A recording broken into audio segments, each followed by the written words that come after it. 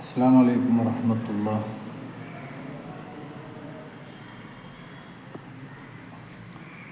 നമുക്കിനി എടുക്കാനുള്ള ഭാഗം ഇവിടെ നിന്ന് എടുക്കാനുള്ളത് നമുക്ക് നോക്കി നോക്കാം. അഊദു ബില്ലാഹി മിനശ് ശൈത്വാനിർ റജീം. ബിസ്മില്ലാഹിർ റഹ്മാനിർ റഹീം. ഇവിടെ നോക്ക്, ഫലമ്മ, ഇവിടെ ഒരു ശബ്ദുള്ള മീമുണ്ട്, അതുകൊണ്ട് അതിനെന്ത് ചെയ്യണം? മണിക്കണം. പിന്നെ ഇങ്ങോട്ട് വരുമ്പോൾ ഇവിടെ അയ്യജ്അലൂഹു,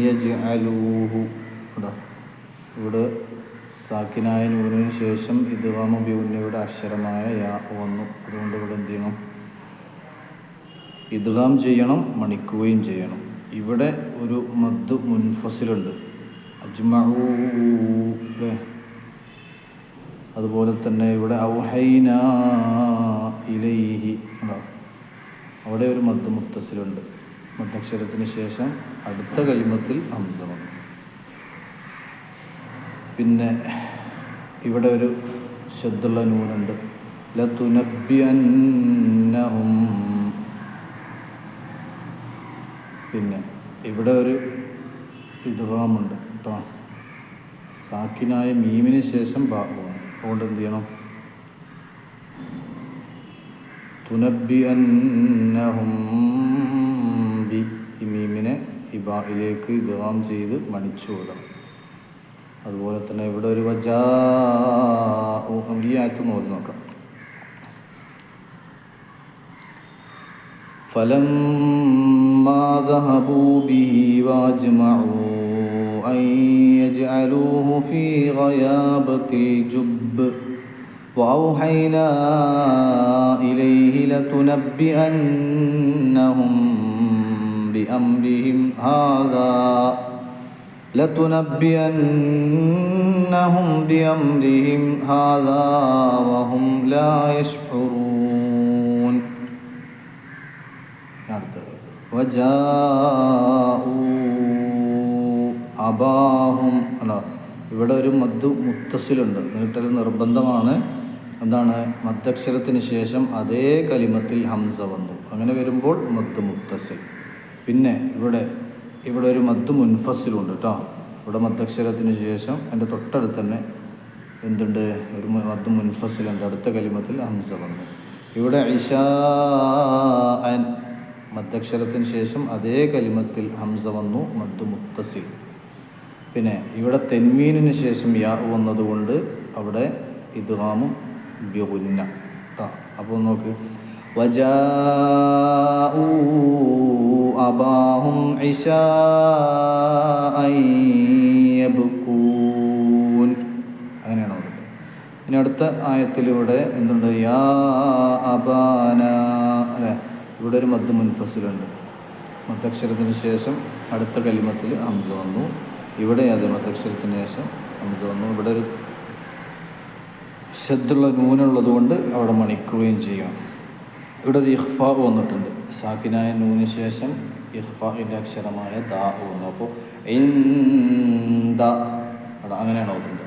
ഇവിടെ അങ്ങനെ തന്നെ ഒരു മദ് മുൻഫസിൽ വന്നിട്ടുണ്ട്, മദ്ദക്ഷരത്തിന് ശേഷം അടുത്ത കലിമത്തിൽ ഹംസ വന്നു. ഇവിടെ അതുപോലെ തന്നെ ഒരു ഇഖ്ഫാ വന്നിട്ടുണ്ട്. എങ്ങനെ ഓതുന്നുണ്ട്? വമാ അൻത, വമാ അൻത, അങ്ങനെയാണ് ഓതുന്നത്.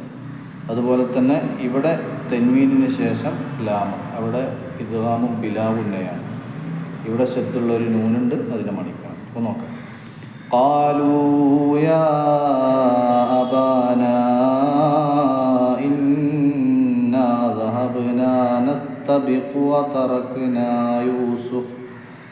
വതറക്നാ യൂസുഫ ഇൻദ മതാഇനാ ഫഅകലഹു الذئب وما أنت بمؤمن لنا ولو كنا صادقين. പിന്നെ ആയത്തൊന്ന് ഓതി നോക്ക്.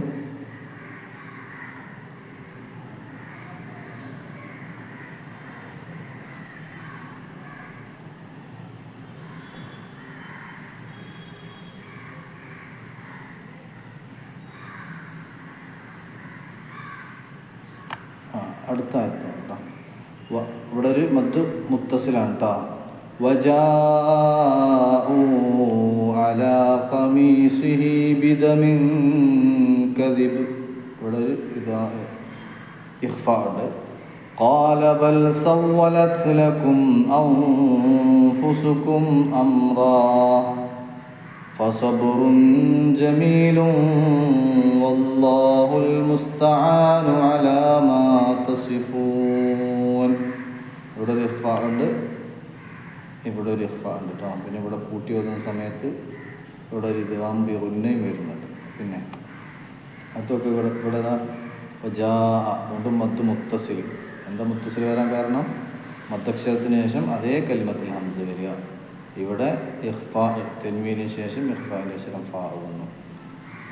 പിന്നെ ഇവിടെ തെൻവീനു ശേഷം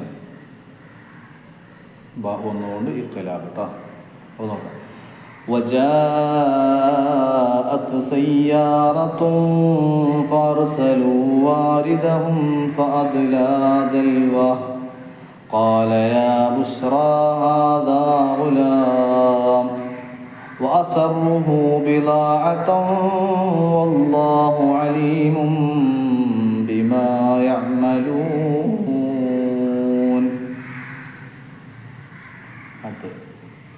ഇവിടെ തെൻവീനു ശേഷം ബാ വന്നുകൊണ്ട് ഇഖ്ലാബ് തെൻവീനിനെ മീമാക്കി മറിക്കണം. അതുപോലെ തന്നെ ഇവിടെ തെൻവീനു ശേഷം ദാല് വന്നുകൊണ്ട് ഇഖ്ഫാ. പിന്നെ വശറൗഹു ബിസമനിൻ ബഖ്സിൻ ദറാഹിമ മഅദൂദ വകാനൂ ഫീഹി മിനസ്സാഹിദീൻ. പിന്നെ ഇവിടെ വരുമ്പോൾ സാക്കിനു ശേഷം മീം വന്നു. മീം എന്തിൻ്റെ അക്ഷരമാണ്? ഇദ്ഗാം ബി ഗുന്നയുടെ അക്ഷരമാണ്. അപ്പോൾ അതുകൊണ്ട് മണിച്ച് ഇദ്ഗാം ചെയ്യാം. മിം മിസ്റ അങ്ങനെ കേട്ടോ. ഇവിടെ മദ്ദക്ഷരം വന്നു, അതിൻ്റെ അടുത്ത കലിമത്തിലാണ് ഹംസ വന്നത്. അതുകൊണ്ട് മദ് മുൻഫസിൽ. മദ് മുത്തസിലും മുൻഫസിലും തമ്മിലുള്ള വ്യത്യാസം എന്താണ്? മദ്ദക്ഷരത്തിന് ശേഷം അതേ കലിമത്തിൽ ഹംസ വന്നാൽ മുത്തസിൽ, മദ്ദക്ഷരത്തിന് ശേഷം അടുത്ത കലിമത്തിൽ ഹംസ വന്നാൽ മുൻഫസിൽ. ഇവിടെ അങ്ങനെ തന്നെ അസാ മദ്ദക്ഷരത്തിന് ശേഷം അടുത്ത കലിമത്തിൽ ഹംസ വന്നു. ഇവിടെ സാക്കിനായ നൂന് ശേഷം യാ വന്നു. യാ എന്തിൻ്റെ അക്ഷരമായിരുന്നു? ഇദ്ഗാം ബി ഗുന്നയാണ്. അപ്പോൾ അതുകൊണ്ട് ഇവിടെ മണിച്ച് ഇദ്ഗാം ചെയ്യണം. ഇവിടെ സാക്കിനായ നൂന് ശേഷം ഫാ വന്നു. ഫാ ഇഖ്ഫാഇൻ്റെ അക്ഷരമാണ്. അപ്പോൾ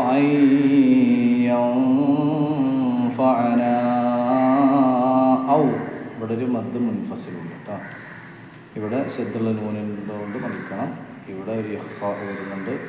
പിന്നെ ഇവിടെ ഒരു മദ് മുൻഫസിലുണ്ട്. ഇവിടെ ഒരു ശദ്ദുള്ള നൂന് വരുന്നു.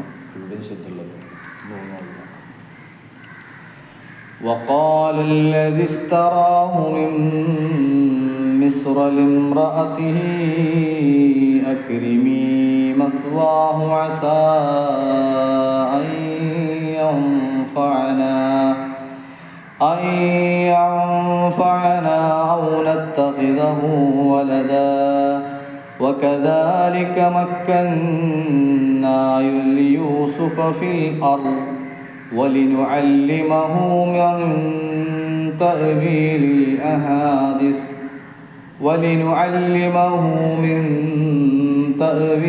الأحاديث والله غالب على أمره ولكن أكثر الناس لا يعلمون. അടുത്ത ആയത്തിൽ ഇവിടെ ഒരു ശബ്ദമുള്ള മീമുണ്ട്. വലമ്മ മണിക്കണം. ഇവിടെ ഒരു മദ് മുൻഫസിൽ വരുന്നുണ്ട് കേട്ടോ. മദ്ദക്ഷരത്തിന് ശേഷം ഇവിടെ അടുത്ത കലിമത്തിൽ ഹംസ വന്നു. ഇവിടെ തെൻവീനു ശേഷം വാ വന്നുകൊണ്ട് ഹുക്കുമം വ മണിക്കണം. ഇദ്ഗാം ചെയ്യാം. നോക്കാം.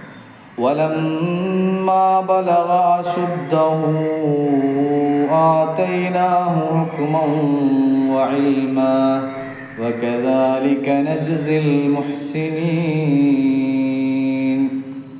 هذا مثل نقول بسم الله الرحمن الرحيم. കൂടെ ഓതട്ടാ. ولما ذهبوا به وأجمعوا أن يجعلوه في غيابة الجب وأوحينا إليه لتنبئنهم بأمرهم هذا وهم لا يشعرون وجاءوا أباهم عشاء يبكون قالوا يا أبانا إنا ذهبنا نستبق وتركنا يوسف عند متاعنا فأكله الذئب وما أنت بمؤمن لنا ولو كنا صادقين وجاءوا على قميصه بدم كذب قال بل سولت لكم أنفسكم أمرا فصبر جميل والله المستعان على ما تصفون وجاءت سيارة فأرسلوا واردهم فأدنى دلوه قال يا بشرى هذا غلام وأسروه بضاعة والله عليم بما يعملون وشروه بثمن بخيس دراهم معدودة وكانوا فيه من الزاهدين وقال الذي اشتراه من مصر لامرأته أكرمي مثواه عسى أن ينفعنا أو نتخذه ولدا وكذلك مكنا ليوسف في الأرض ولنعلمه من تأويل الأحاديث والله غالب على